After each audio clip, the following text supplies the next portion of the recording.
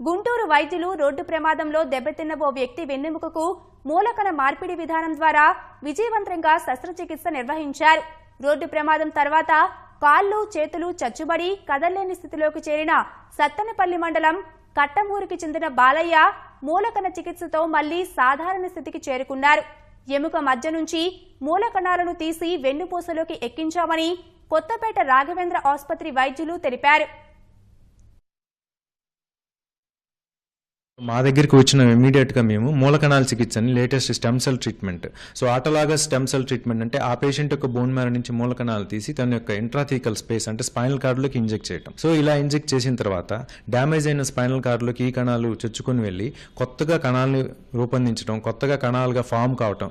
So repair and regeneration of the spinal cord అనేది జరిగింది. So ఇది జరగటం వలన తన జీరో పవర్ నుంచి తన పవర్ గ్రాడ్యువల్గా it in a span of 4 to 6 వీక్స్లో తనకి పవర్ మళ్ళీ రీగైన్ అయిందనమాట. సపోర్ట్ లేకుండా తనంతట తనే ఇప్పుడు నడవగలడు. సో చేతుల్లో కూడా దాదాపు 60 to 80% వరకు పవర్ రీగైన్ అయింది.